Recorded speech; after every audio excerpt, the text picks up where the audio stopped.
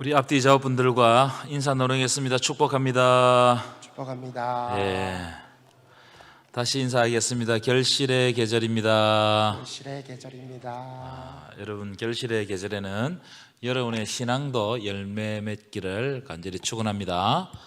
그래서 이제 나의 신앙의 열매는 뭐냐? 하나님께서 나를 통해서 어떤 열매가 맺히기를 원하는가? 이걸 한번 생각해 보십시오. 그러면은 자기 자신을 한번 되돌아볼 수 있거든요. 그러면 하나님이 나를 통해서 열매 맺고자 하는 것이 이런 것이었는데 내가 지금까지 잊어먹고 있다가 잘 생각하지 못하고 묵상하지 못했다. 이 결실의 계절에 한번 생각하면서 하나님께서 나를 통해서 과연 어떤 열매를 맺기를 원하는가. 그래서 이 가을에 기도하실 때는 하나님, 이 가을이 가기 전에, 겨울이 오기 전에 하나님께서 나를 통하여서 하나님의 놀라우신 열매가 맺어지게 하여 주시옵소서. 아멘이십니까? 네, 감사합니다. 여러분, 큰 병을 한번 앓고 나면 반드시 후유증이 있습니다. 항암을 하시는 분들 보니까요, 후유증이 생기는데 손이 저린 분도 있고, 손 끝에 새카매지는 분도 있고, 손이 막 피부가 일어나는 분도 있고, 또 막 저리는 분도 있고 막 그래요. 이 뭐 큰 병뿐만 아니라 코로나 이후에도 뭔가 후유증을 계속 겪는 분들이 있더라고요. 그래서 아직까지 제 친구는 2년 전에 코로나 걸렸는데 냄새를 못 맡는다는 거예요. 그래서 내가 잘 됐다고 그랬어요. 왜냐하면 그 친구가 비위가 약하거든.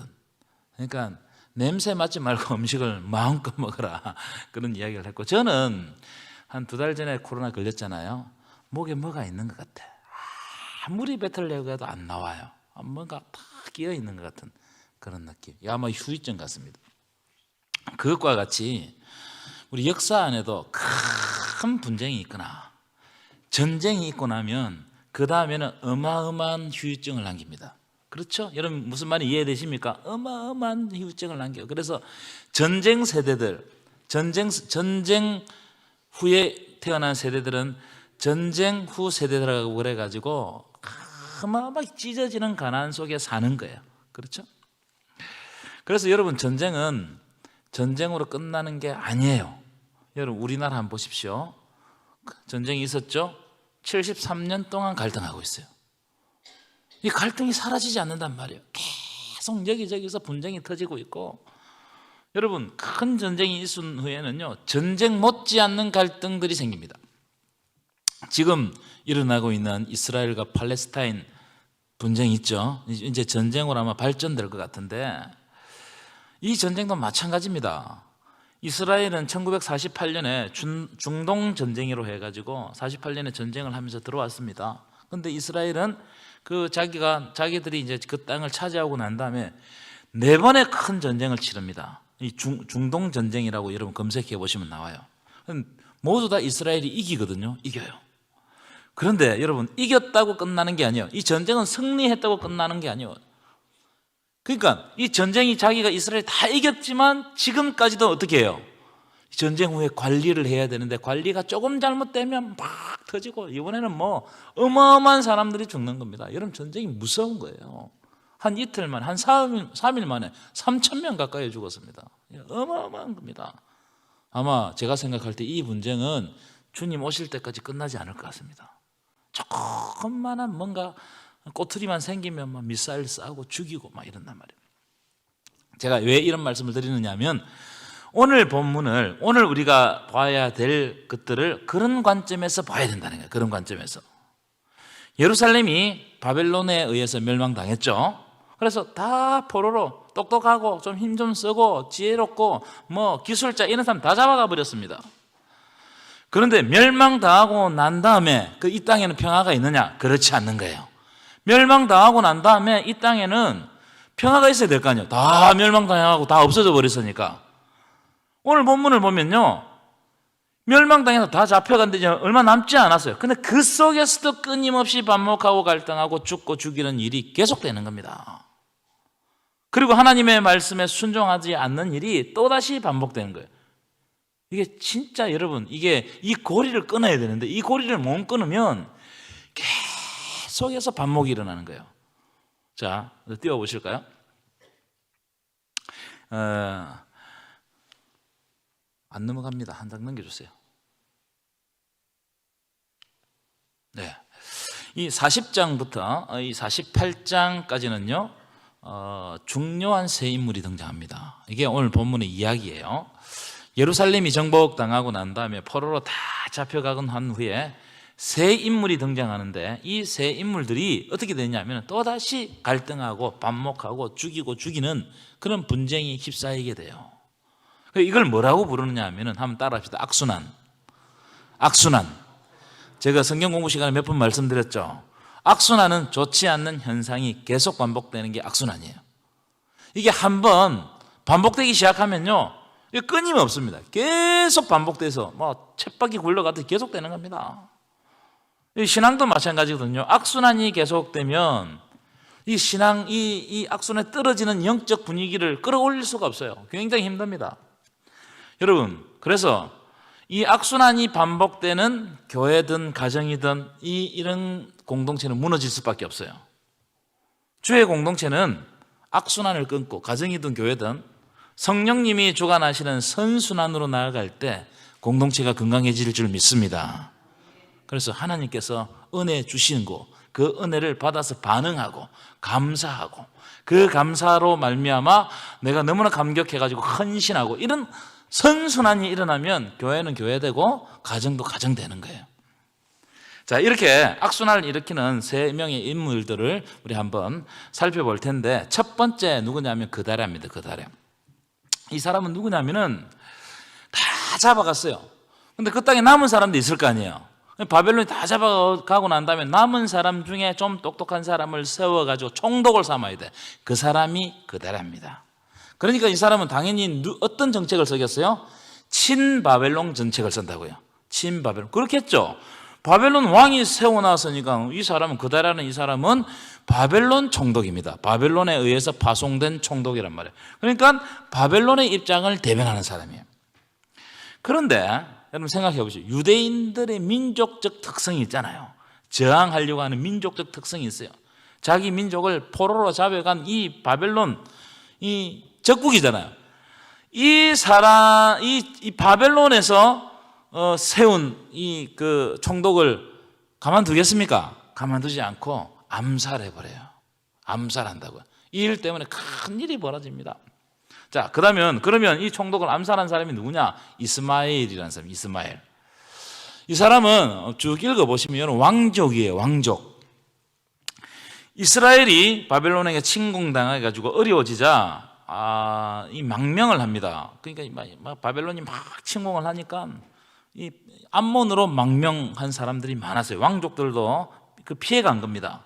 피해갔다가 이제 돌아온 거예요. 왜냐하면 다 잡혀가 버리고 바벨론은 이제 군대는 몇 명 없고 그러니까는 이제 총독을 세웠다고 그러고 그러니까는 사실은 자기가 왕이 되어야 되는 그런 관점을 가진 사람 아니겠어요?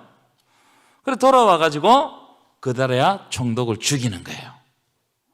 여러분 총독을 죽이니까 어떻게 되겠습니까? 이스라엘 땅에 다시 분쟁과 갈등이 생긴단 말이에요. 그러니까 여러분 이게 한번 큰 일이 있고 나면 그 밑에서 일어나는 분쟁이라는 말로 할 수 없습니다. 그게 끝나는 데까지는요 상당한 시간이 걸려요.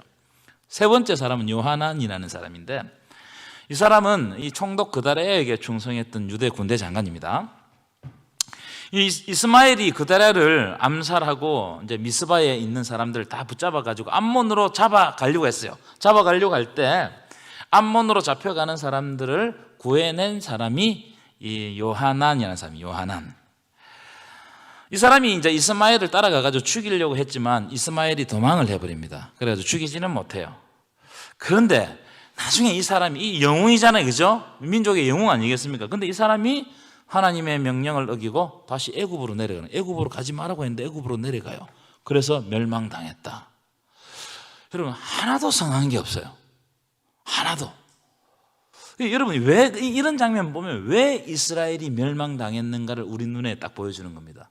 이 멸망당하고 난 다음에 남아있는 백성들에게 하나도 마음에 드는 사람이 없다는 겁니다. 자, 오늘 본문의 첫 번째 주제는 군대 장관 요하난이 총독 그데라에게 이스마엘이 당신을 암살할 계획을 가지고 있다고 경고를 해줍니다. 말씀은 밑에 말씀들은 화면에 나와 있는 말씀들 여러분 읽어보시기 바랍니다. 이야기는 간단한데 이 망명했던 이스마엘이 이제 유대로 돌아왔는데 군대 장관 요하난이 정보원을 통해서 알아보니까 이스마엘이 망명했다가 암몬으로 망명했다 돌아온 것은 총독 그다랴를 살해하고 사람들을 붙잡아 가지고 암몬으로 데려가려고 하는 그런 목적으로 망명해서 돌아왔다는 것을 알게 돼요. 그래서 그 이야기를 이 그다랴에게 알려줍니다. 성경에 보면 여러 번 알려줘요. 그런데 총독 그다랴가 자기 군대 장관 요하난의 말을 안 믿는 거예요. 그러니까 여러분, 이게 이 시대를 보는 눈 이런 것이 중요하거든요. 그러니까 왜 그랬을까? 제가 생각해 볼 때 안 그래도 나라가 복잡한데 이 그데라 입장에서는 괜히 갈등을 일으켜 가지고 이게 나라를 복잡하게 만들 필요가 없는 거예요. 그래서 그 16절 한번 읽어보실까요? 16절 세 번역 함께 읽겠습니다. 시작. 그러나 그다랴는 요하난에게 이렇게 대답하였다. 그대는 그런 일을 해서는 안 돼요. 그대가 이스마엘에 대하여 한 말은 사실일 리가 없소. 요하난이 찾아가서 당신을 죽이려고 이스마엘이 당신을 죽이려고 하는데 내가 가서 제거하겠습니다. 이리 이야기한단 말이에요. 그랬더니 그럴 리가 없다. 가만두시오. 참 이게 나중에 자기의 목숨을 죽입니다. 자, 두 번째 주제 보실까요? 두 번째 주제는 맞죠? 예. 두 번째 주제는 이스마엘이 결국 예상대로 그다랴를 암살하고 민간인까지 학살합니다. 그걸 덮으려고 민간인까지 다 죽여요. 자, 41장 2절을 읽어볼까요? 함께 읽겠습니다. 시작. 이스마엘과 그와 함께 있던 10사람이 일어나서 바벨론의 왕의 그 땅을 위임했던 그다랴를 칼로 쳐 죽였고 3절입니다. 시작. 이스마엘이 또 미스바에서 그다랴와 함께 있던 모든 유다 사람과 거기에 있는 갈대아 군사를 죽였더라. 그다랴 이제 이스마엘이 그다랴와 식사하는 척하면서 10명의 부하를 데리고 가요. 밥을 먹는 중에 이스마엘이 그다랴를 죽여버립니다. 그리고 그다랴를 지켜주던 갈대아 이 바벨론 군대가 있을 거 아니에요. 그 군대도 급습해서 죽여버렸어요. 이제 큰일 난 겁니다. 조금 있으면 바벨론이 가만히 있겠어요? 그 큰 대국, 그 당시 모든 세상을 다스리는 이 바벨론이 가만히 있겠습니까? 분명 총독을 죽인 죄를 물어가지고 복수하러 올 거예요. 더욱이 갈대아 군대, 이 바벨론 군대를 죽였으니까 아마 가만두지 않을 겁니다. 자, 그런데 이스마엘의 죄는 여기서 끝나지 않아요. 그 다음 보시면 7절 이하 보십시오. 7절 저 있죠. 7절에 보시면 이 예루살렘을 순례하는 순례자들이 총독이 있는 미스바에 도착을 해요. 예루살렘에 순례하기 위해서 미스바에 들린 겁니다. 그런데 이들의 모습을 보니까 어떠냐면 수염을 깎고 몸에 상처를 내고 그러면서 예루살렘에 가서 하나님께 제사를 드리려고 순례한다는 거예요.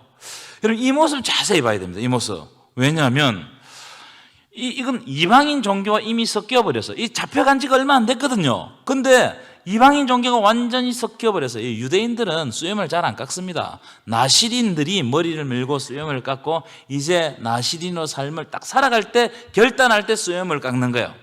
근데 하나님의 성전을 순례하고자 하는 사람들이 몸에 털을 다 밀어버렸습니다. 그리고 몸에 뭘 냈다고 상처를 내가지고 여러분 엘리야 시대 때 그 850명들 있죠. 엘리야 시대 때 엘리야는 하나님께 그냥 기도했습니다. 근데 850명 어떻게 했습니까? 자기의 신이 대답을 안 해주니까 자기의 몸에 막 상처를 내는 거예요. 그렇게 하면 응답을 잘해준다고 생각한 거예요. 그러니까 하나님의 신앙과 이방 종교가 완전히 혼합되어 버린 겁니다. 그러니까 이런 부분이 예루살렘이 멸망할 수밖에 없는 거예요. 여러분, 하나님은 혼합주의를 가장 싫어하십니다. 차라리 안 믿는 게 나아요. 이게 섞여 있는 걸 싫어하세요. 하나님은 섞이는 걸 굉장히 싫어하십니다. 레위기 같은데 뭐가 섞지 말라 이런 이야기를 많이 해요. 자, 그런데 이제 이 이스마엘이 그 무리들 80명이 오는데 70명을 죽여가지고 어떻게 하느냐 하면은 그 시체를 구덩이에 안매장해 버립니다. 70명을 다 안매장한 거예요. 그리고 난 다음에 공주들하고 미스바에 있는 백성들을 사로잡아 가지고 암몬으로 가버린 겁니다. 제가 앞에서 말씀드렸죠. 나라가 멸망하는 것으로 끝나지 않고 멸망받은 땅에는 계속해서 분쟁과 반목이 일어난다는 거예요. 심각성이 여기에 있어요. 만약 이것을 끊지 못하면 반목은 계속됩니다. 그러면서 점점 소모가 되고 민족은 멸망당하고 나라는 무너지는 거예요. 제가 요즘 우리나라를 보면서 이런 부분이 걱정이 돼요. 왜냐하면 나라 안에 계속 갈등이 끊임이 없잖아요. 그럼 어떻게 하냐면 나라의 힘이 소진돼요. 앞으로 나아가야 될 힘이 붙잡혀 가지고 소진되면 이 나라가 앞으로 못 나아가면 어떻게 되죠? 제자리 뱅뱅뱅 돌다가 무너지는 거예요. 그럼 이런 것을 두고 기도해야 돼요. 굉장히 중요한 부분이에요. 교회도 마찬가지고 가정도 마찬가지입니다. 교회 안에 갈등이 있을 수 있습니다. 그런데 이 갈등이 오래 지속되면 어떻게 되느냐면은 우리의 가지고 있는 영적 에너지를 태워버려요. 영적 에너지가 태워버리면 이제 진짜 하나님의 선한 사업 위해서 앞으로 나아가야 되는데 그걸 못 나가게 만들어요. 제자리에서 뱅뱅뱅 돌다가 무너지는 거예요. 여러분, 교회들은 그렇게 무너집니다. 이걸 자세히 알으셔야 돼요. 그래서 교회는 앞으로 나아가야 될 때 나아가야 돼요. 민족도 마찬가지입니다. 그러니까 갈등의 고리를 끊어내는 것, 반목의 고리를 끊어내는 것은 굉장히 중요한 거예요. 왜냐하면 예수님이 이것을 우리에게 보여주셨어요. 우리와 하나님 사이에 반목했잖아요. 만날 수 없는 거예요. 우리에게 죄가 있기 때문에. 죄의 삭은 사망이다. 죄의 삭은 사망이다. 그러나 그 다음 보시면 하나님의 은혜는 그리스도 예수 안에 있는 영생이니라. 아멘이십니까? 왜냐하면 그리스도께서 자기가 스스로 십자가를 짊어지심으로 하나님과 우리 사이에 화목의 다리를 넣으셨어요. 이럴 때 하나님과 우리가 만나가지고 이제 하나님이 우리를 자기 백성으로 자기 자녀로 삼아주시고 우리를 구원해 주시는 겁니다. 믿으십니까? 이게 영적 원리예요. 누군가 하나는 십자가를 지고 어떻게 해야 된다고? 이 반목의 고리를 끊어야 돼요. 이 갈등의 고리를 끊어야 돼요. 이게 중요한 겁니다. 끊지 못하면 계속 지속되는 거예요. 자, 세 번째 주제 들어가고 있는 세 번째 주제. 자, 이 요하난이라는 사람이 군대 장관이죠. 이제 이스마엘에게 잡혀서 암몬으로 가는 백성들을 구출합니다. 이제 이 부분은 여러분들이 읽어보시면 너무나 쉬운 내용이에요. 자, 11절만 읽어보겠습니다. 시작. 요하난과 그와 함께 있는 모든 군 지휘관이 이스마엘이 행한 모든 악을 듣고 요하난이 이제 총독 그다랴가 죽었다는 소식도 듣고 또 이스마엘이 민간인 70명을 학살했다는 소식을 듣고 의분하죠. 의분해서 이스마엘과 싸우러 나갑니다. 그래가지고 그 사람들을 구해냅니다. 하지만 이 이스마엘은 잡지 놓쳐요. 이스마엘은 암몬으로 도망을 가버렸습니다. 요하난이 참 큰 일을 한 거예요. 그렇죠? 참 이런 시대에 이런 영웅들이 일어납니다. 난세의 영웅이 나는 거예요. 난세의 영웅이 나는 거예요. 그렇죠? 자, 그런데 이 백성을 구출한 요하난이 미스바로 다시 돌아가지 않고 애굽으로 피신합니다. 애굽으로. 자, 41장 18절 읽어볼까요? 시작. 이스마엘이 바벨론의 왕이 그 땅을 위임한 그다랴를 죽였으므로 그들이 갈대아 사람을 두려워함이었더라. 돌아가도 되는데 미리 요하난이 겁을 먹은 거예요.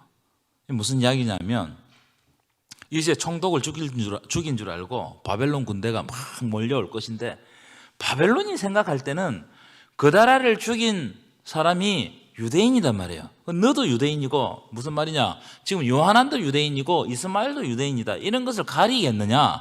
다 멸망시켜버리지 않겠느냐? 왜냐하면 3차 침공하고 난 다음에 이스라엘 땅에 남은 게 없어요. 성전도 안 남고 예루살렘 성벽도 안 남고 다 무너졌거든요. 그럼 우리도 이제 바벨론이 다시 한 번 더 쳐들어오면 우리는 이제 죽은 못 씁니다. 그래서 어떻게 하느냐? 스스로 겁을 먹고 애굽으로 도망을 가버립니다. 애굽으로 도망가려는 마음을 먹었어요.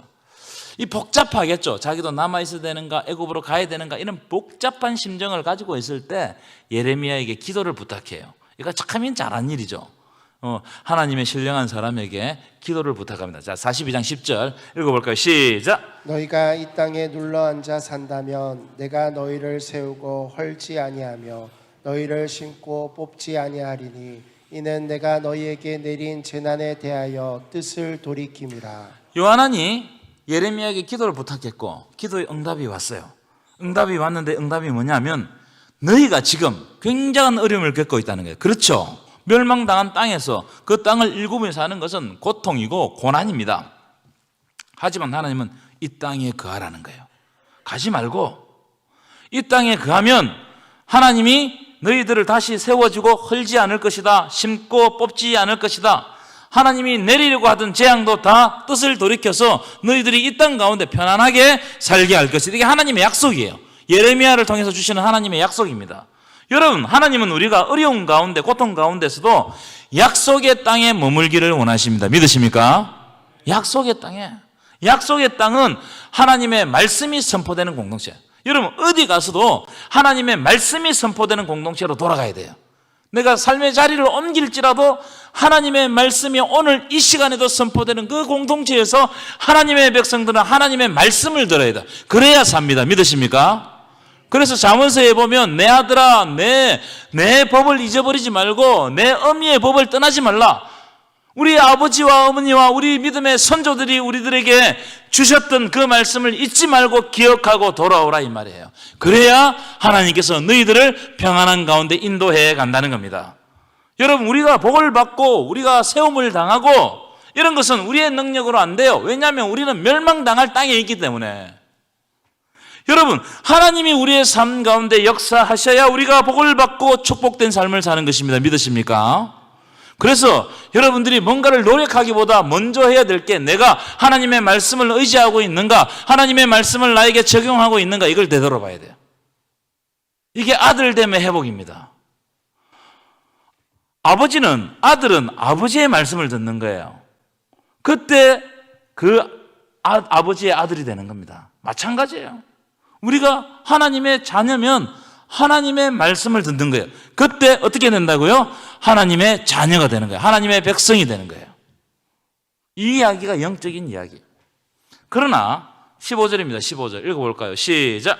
너희가 만일 애굽에 들어가서 거기에 살기로 고집하며. 자, 그러나 너희들이 이렇게 예레미야를 통해 주시는 하나님의 말씀을 듣지 않고 너희들이 하고 싶은 대로 너희들이 안정감을 느끼는 그곳으로 살게 되면 어떻게 되느냐? 한번 읽어보고 16절입니다. 시작.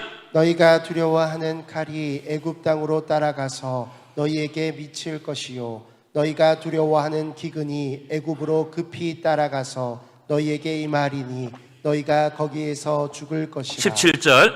곧 칼과 기근과 전염병에 죽을 것인즉 내가 그들에게 내리는 재난을 벗어나서 남을 자가 없으리라. 여러분, 역사의 주관자는 하나님이십니다. 믿으십니까?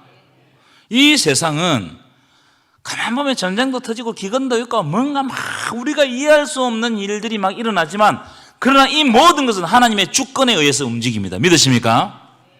우리가 볼 때, 좁게 볼 때는 그걸 절대로 이해할 수가 없습니다.